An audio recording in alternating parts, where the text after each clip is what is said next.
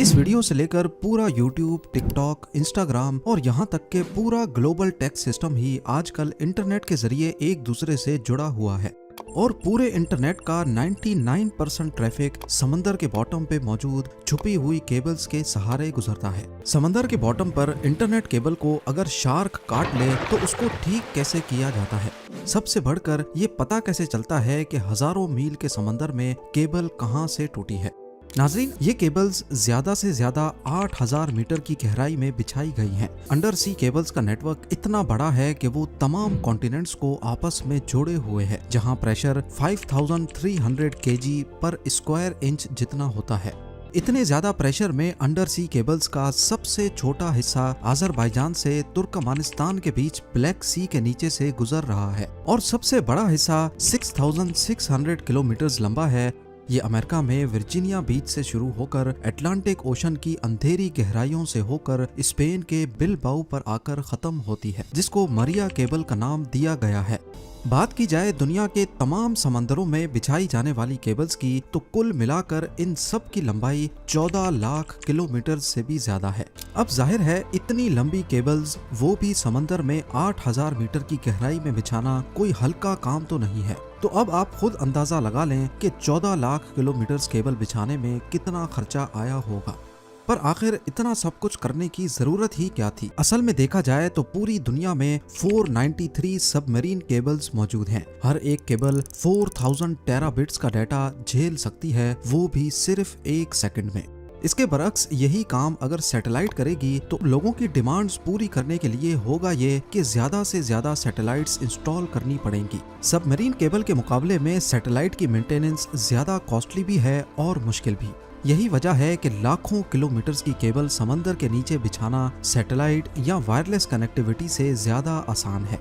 देखने में ये येलो और ब्लैक केबल एक होज पाइप जितनी मोटी है, लेकिन असल में इसके बीच से गुजरने वाली फाइबर ऑप्टिक केबल बाल जितनी पतली है। इस बाल जितनी वायर को फाइबर ऑप्टिक का कोर कहा जाता है, जो कि गिलास या फिर प्लास्टिक से बना होता है।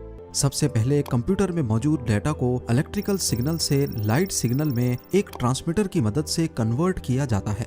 ये लाइट सिग्नल पल्स की सूरत में ट्रांसमिट या भेजा जाता है। इन पल्सेस को एक जगह से दूसरी जगह लेकर जाना कोर का काम होता है, जिसके बीच लाइट ट्रेवल करती है। इस कोर के बाहर एक लेयर होती है जिसको क्लैडिंग कहते हैं। अब ज्यादा फासले पर यह लाइट सिग्नल वीक हो जाता है, जिसके लिए हर 100 किलोमीटर के बाद एक रिपीटर लगाया जाता है जो लाइट सिग्नल को बूस्ट कर देता है। फाइबर ऑप्टिक केबल एक से ज्यादा सिग्नल्स भी एक साथ ट्रांसमिट करने की सलाहियत रखती हैं। कोर, क्लैडिंग और कॉपर लेयर के अलावा सबमरीन केबल के मोटे होने की वजह इसके ऊपर मौजूद 7 और लेयर्स भी हैं, जिनका काम केबल को पानी के एक्सट्रीम प्रेशर से बचाना होता है। लेकिन इसके बावजूद भी ये केबल डैमेज हो जाती हैं।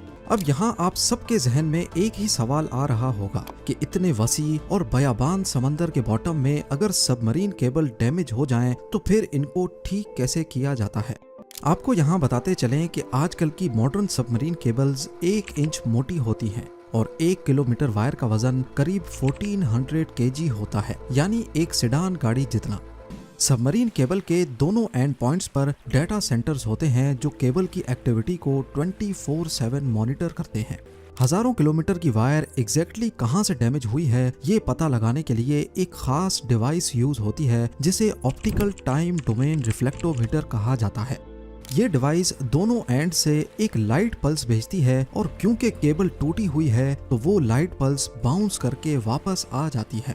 यही प्रोसेस दोनों एंड से किया जाता है और वेरीफाई किया जाता है कि दोनों की लोकेशन एक ही है कि नहीं। अब आरओवीज को समंदर के बॉटम पर भेजा जाता है। आरओवीज की मदद से पहले फिजिकली केबल का मुआयना किया जाता है। केबल का वो हिस्सा जो डैमेज हो गया हो वो काट कर उसमें दूसरा पीस लगाया जाता है। इस प्रोसेस को स्प्लाइसिंग कहा जाता है।